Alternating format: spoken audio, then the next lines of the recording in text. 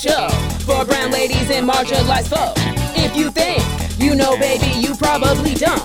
But I'm glad you tuned in, cause it's about to be dope. Stick around for the Baby Biscuit Town show. Biscuit Town show, Biscuit Town show, yeah. Biscuit Town show, Biscuit Town show.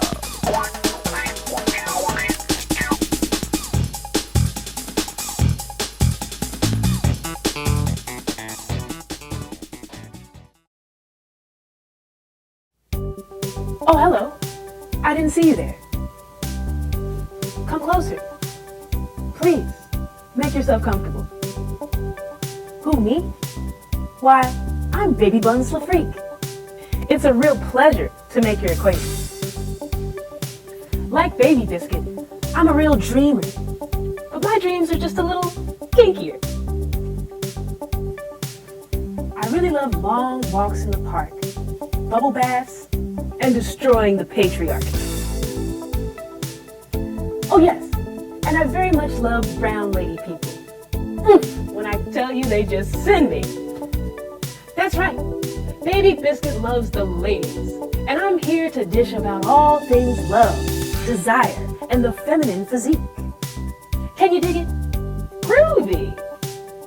So strap in for a sultry season with me, Baby Buns LaFreak. Stay tuned for big fun. You're watching Baby Biscuit Town.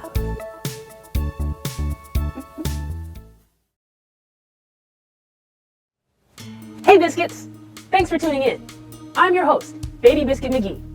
What an honor it is to have our next guest on the program. She's a gifted artist, writer, independent scholar, and cinephile. A true multi-disciplinary. Please help me welcome Miss Janyce Denise Glasper. Oh man, we're super excited to have you. I wanted to thank you for inviting me. Yeah, no, you're the best, of course. So, I wanted to start by asking, I know you practice a lot of disciplines. I'm wondering what, compels you to each one. I've always been drawn to painting. Ever since I was a kid, just always drawing with crayons. My favorite artist growing up was Brie Hope for a while, until I found out about the Harlem Renaissance in high school. And then that was when I was really drawn to Augustus Savage's work.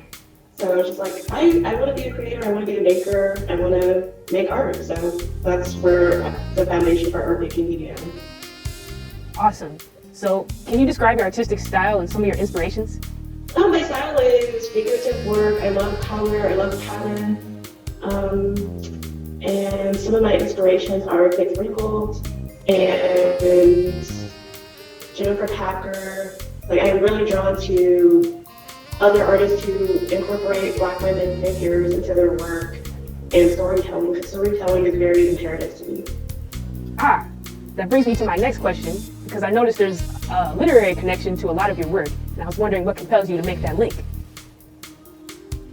I've always liked Alice Walker's womanism, which is a greater extension on feminism, more inclusive and intersectional. So I'm always thinking about womanism when I'm making work, when I'm painting and drawing. So I've been doing a lot of Black women reading books, Black women reading Black women primarily, because the stories that I've been reading lately are very, very incredible.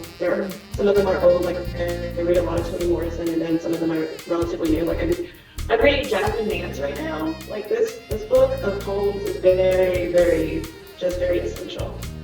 So yeah, I like incorporating what I'm currently reading, what I've read in the past, into my work. So cool. And you're a writer yourself. Yes, I love writing. I write all kinds of things. I actually write for the art blog Baby in Philadelphia.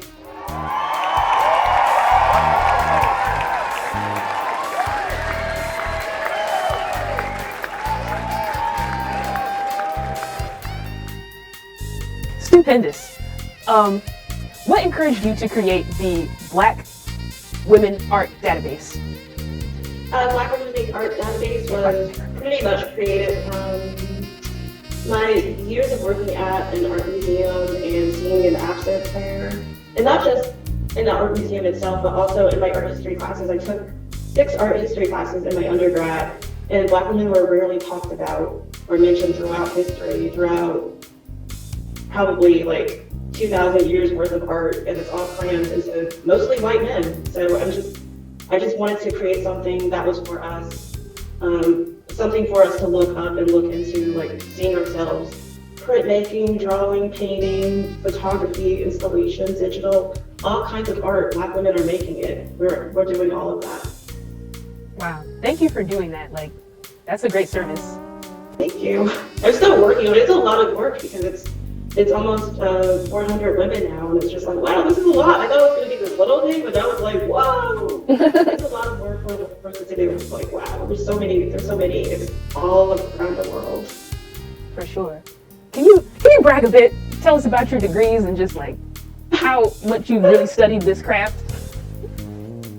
I studied art forever.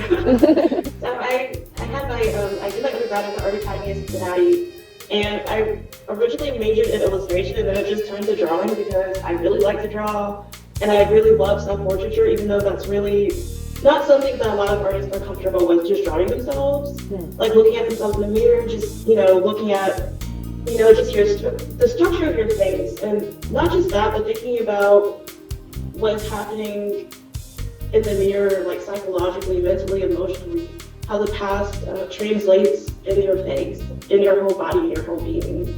And I try to translate that into my self-portraits.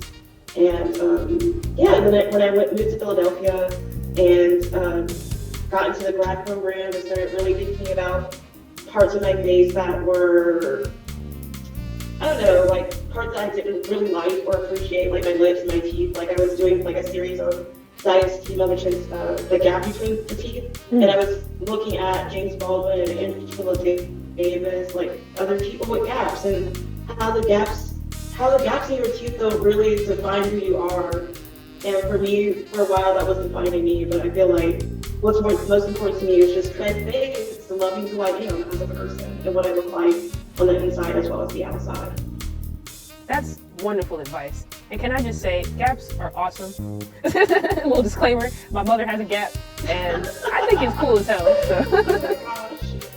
I know you've exhibited work in Dayton, Cincinnati, and Philadelphia. I'm curious, which space allowed you the most creative freedom? Probably Philadelphia. I feel like it was really growing, especially for Black artists. There was a lot of independent galleries and spaces that were allowing us to show our work. But I think one of the most incredible experiences I had while living in Philadelphia was the opportunity to show a little piece inspired by was an artist that was based in Columbus, Ohio, and to her in her memory. And I had a piece that was auctioneer at the ACA Gallery in New York. And while I went to the actual opening for the show, and I met Faith Ringo there, and Faith Ringo was a U.S. best friend, and it was like the most surreal experience I've ever had so far. That is so incredible. I'm glad that happened. Like, wow. Thanks. Stick around, Biscuits. We'll be back with artist Janyce Glasper after the break. You're watching Baby Biscuit Town.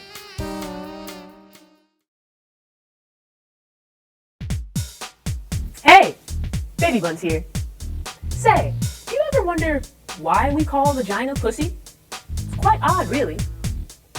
I find the term pussy rather contrived, don't you think? I mean, vagina is powerful.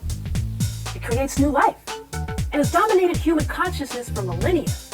Pussy just reminds me of endless online cat videos and Hello Kitty. I don't even like cats. I'm prone to calling them portals. That's right, portals. Like a black hole.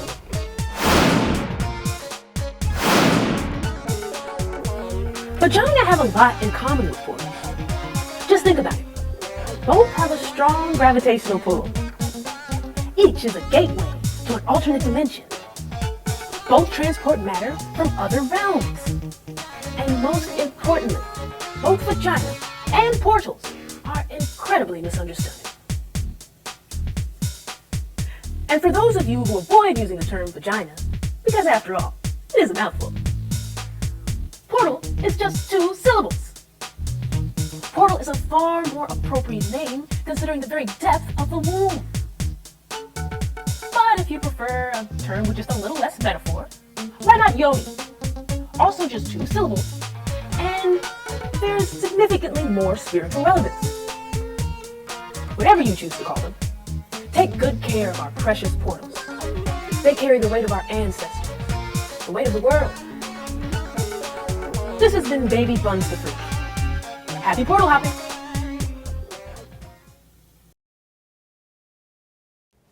Biscuits, we're back! We're speaking to artist Janyce Glasper. I know you're also an avid cinephile and author of the blog Femme Film Rogue. Can you tell us what type of cinema inspires you? I'm inspired a lot by independent cinema, independent and foreign cinema actually. I like film that is character derivative, like very character based, like the stories behind the characters. And I like a really good soundtrack, for sure. And some of my favorite films include Portrait of a Lady on Fire, Parasites, Middle of Nowhere by David Berman, and Losing Ground by Kathleen Collins, Daughters of the Dust by Troy Dash, Moonlight, and It Feels Great to Talk by Barry Jenkins. I mean, the list goes on, but I really love those kinds of films. Awesome. Guys, check out the blog. There's a lot of just cool, not well-known pictures on there that are reviewed. In your short story, Turpentine, the main character is driven into a frenzy through her obsession with painting. And I'm wondering if you drew from personal experience for this story. Yes, I did. I actually had a moment where seeing a kind of almost traumatic experience when you painted a lot in this really horrible, dingy basement apartment where there was no, air, like no real ventilation, like healthy ventilation. So I was having a lot of moments where it was just like, did I just see something move or something? And there was just all these like little happenings, and then it just like, it reached the breaking point when I was caught in that rain without glasses. And everything was blurry, even though I was 10 minutes away from home. I just didn't understand like what was happening, because I felt like it was like the paint was doing something to my whole entire system.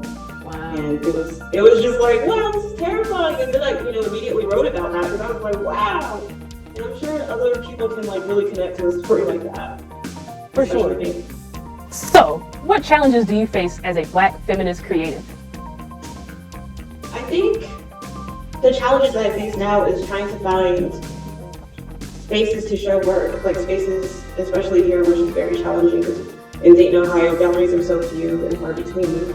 And our major galleries used to really appreciate artists who've shown more in New York and other places. And I feel like, well, that's a challenge. I feel like we need more avant-garde spaces. And so I guess for me, it's just trying to find like where a home for these works that I'm making, because I don't want to feel like I'm working without someone to support the work that I'm making. Like I really would like somebody to be like, yeah, I'm gonna come to your studio, I want to see what you're making, and I want to find a space where your work can breathe, and not just in this basement. I feel that. How did you feel while creating the piece, writing Sweet Herstory together? I felt like I was really creating a roadmap when I was making that painting. It was like this large painting of all these Black women writers throughout history, even though it was only 30 women. I really wanted there to be a lot more, because there was a lot more that I was reading.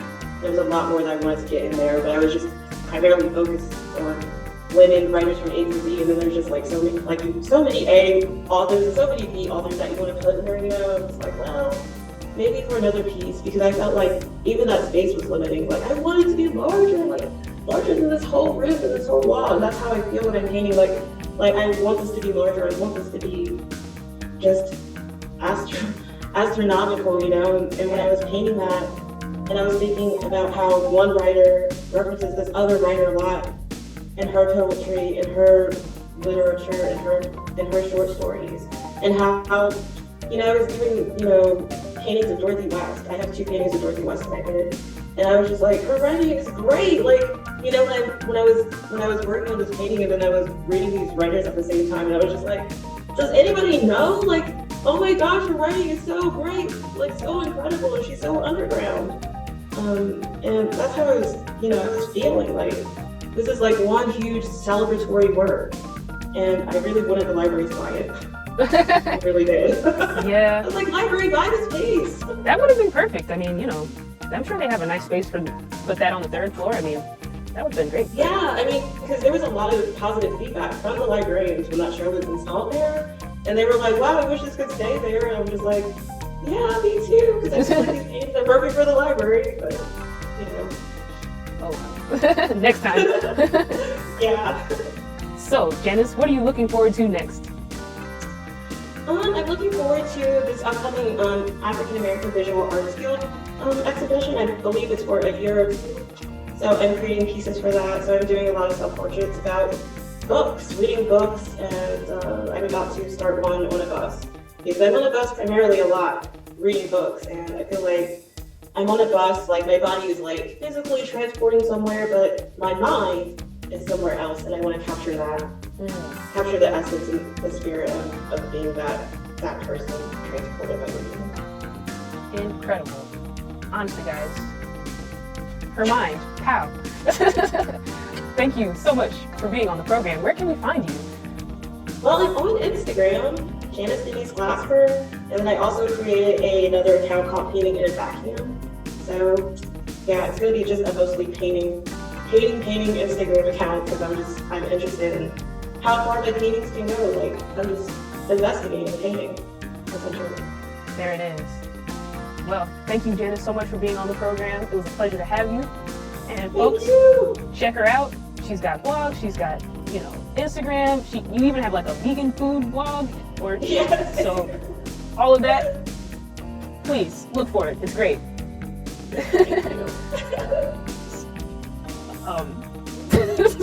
Stick around. You're watching Baby Biscuit Town.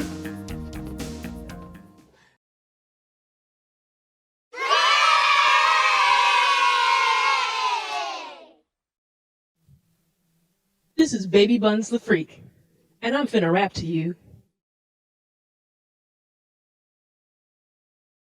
Run a bath, have a laugh, take the trash out, throw it back, take a nap, you're at my house. Just relax, do you really want to back out? I bet you Baby Buns can really blow your back out. So call a Uber, call a cab, get here quick, get here fast. You don't really have to wonder if I'm really gonna last. Take your mask off. Okay, yeah, that booty feeling real soft. I'm amazed, I encourage you to go off. Don't be phased, don't be shy, baby, show off. And do your thing.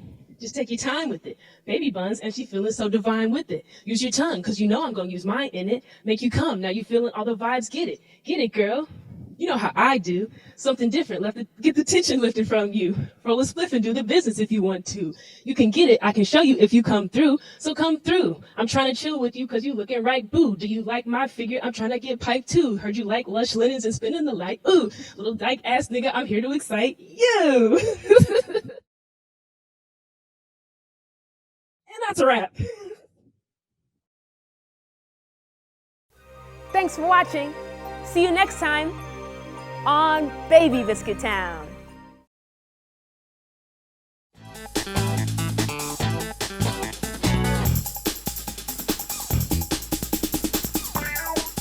Ow, ow.